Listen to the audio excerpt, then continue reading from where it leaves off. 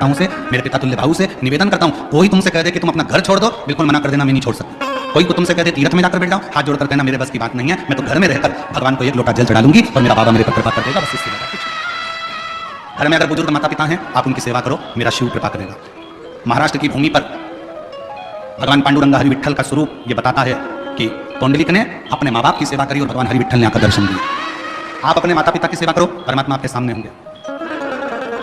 भूखे को भोजन, प्यासे को पानी, जय बाबा बर्फानी। आप सेवा करिए, कोई भूखा है भोजन कराओ, प्यासा है पानी पिलाओ, किसी को औषधि की जरूरत है आप उसका चिकित्सा कराओ, किसी को एजुकेशन की जरूरत है आप उसको एजुकेशन कराओ, उसका फल।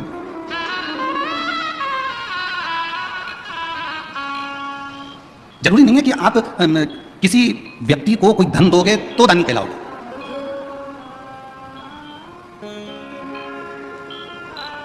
किसी व्यक्ति को कोई धन प्रदान करोगे तो दानी कहलाओगे, वो जरूरी नहीं है। दानी की एक निशानी और होती है, अपने मोहल्ले में, अपनी कॉलोनी में, अपने परिवार में, अपने कुटुंब में अगर कोई को शिक्षा की जरूरत है और उसके पास में एजुकेशन का पैसा नहीं है, अपने धन में से कुछ रुपए निकालकर उसके कॉलेज की फीस, उसके स्कूल की फीस, उसका ड्रेस, उसकी किताबें, अगर 2-5 साल आपने उस बच्चे का, उस बेटी का हाथ पकड़ लिया और उसकी अच्छी एजुकेशन करा दी, अगर वो बच्चा इंजीनियर बन गया, डॉक्टर बन गया, कलेक्टर बन गया, आईजी डीआईजी बन गया, कमिश्नर बन गया, तो वो किसी को भूल जाए वो बात दूसरी है, पर जिसने उसको एजुकेशन में साथ दिया उसको जिंदगी भर नहीं भूल।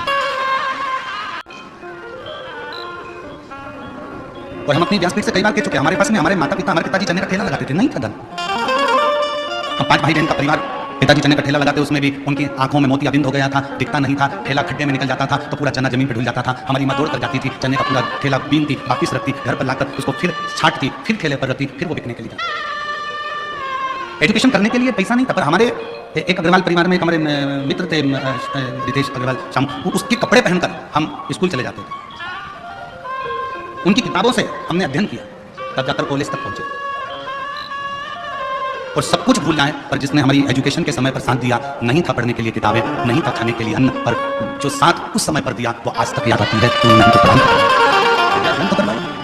एक एजुकेशन। और हम फिर कहेंगे, आप अपनी बेटी को दहेज देते हो, कितना देते हो, हमें उससे मतलब नहीं है। आप अपनी बेटी को कितना दहेज दे रहे हो, गाड़ी दे रहे हो, बंगला दे रहे हो, क्या दे रहे हो, हमें उससे मतलब नहीं है। और शिव महापुराण की कथा में हिमालय राज ने अपनी बेटी पार्वती का कन्यादान में कोई दहेज नहीं दिया था। शिव जी के विवाह के समय पर कन्यादान में क्या हिमालय राज्य के पास में गाड़ी नहीं थी, बंगला नहीं था, घोड़े नहीं थे, हाथी नहीं थे, अंबर नहीं थे, पीतांबर नहीं थे, सोना चांदी नहीं था, हीरे रत्न नहीं थे, सब कुछ था। हिमालय राज ने अपनी बेटी के कन्यादान में अगर कुछ दिया था तो अपनी बेटी को अच्छी शिक्षा देकर भेजा था, और शिक्षा से बड़ा कोई कन्यादान नहीं हो सकता। एजुकेशन से बड़ा कोई दान नहीं दुनिया में, शिक्षा से बड़ा कोई दान नहीं है। आप अपनी बेटी को भले कुछ दो चाहे मत दो, पर उसकी अच्छी शिक्षा कराइए। बेटी को पढ़ना है, पढ़ाई करवाइए। मम्मी मुझे 12th करना है, मुझे सब्जेक्ट करना कर बेटा, मम्मी मुझे कॉलेज करना कर बेटा। पर इतना मेरी बेटियों से भी निवेदन है, खूब तुम्हारे माँ बाप तुम्हें अच्छी एजुकेशन कराएंगे, तुम्हारे माता पिता तुम्हें पढ़ाएंगे, बस बेटियों से इतना सा निवेदन है, एजुकेशन करते करते तुम अपनी बुद्धि को मत फेर लेना, अपने कन्यादान का मौका अपने माँ बाप को जरूर देना, इतना याद रखना। एजुकेशन कराएं माता पिता अपनी बेटी को, क्योंकि कन्यादान से बड़ा दान है विद्या का दान, शिक्षा का।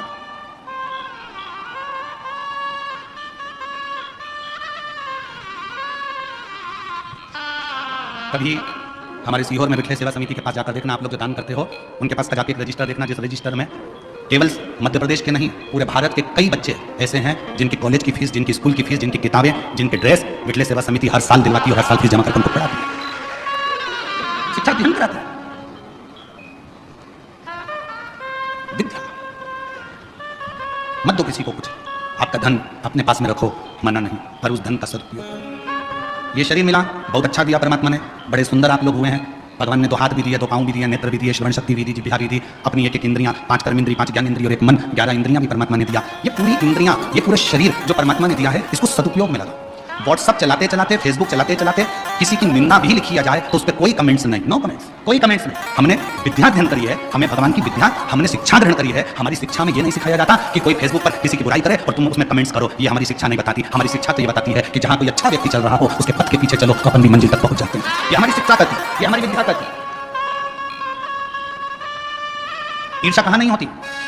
कई लोग कहते हैं महाराज जी कलयुग बड़ा बेकार है, हमने कहा कलयुग से अच्छा तो कुछ भी नहीं है। कई लोग कहते हैं कलयुग बड़ा बेकार है, हमने पूछा कलयुग में क्या होगा? इतने गंदे लोग दिन भर एक दूसरे को गालियां बकते, आप शब्द कहते, ताना देते, दिन भर जलते, ईर्ष्या रखते। हमने कहा ठीक है, अब तो ये तो तुमने कह दिया कलयुग में होगा, अब सतयुग का निकालो,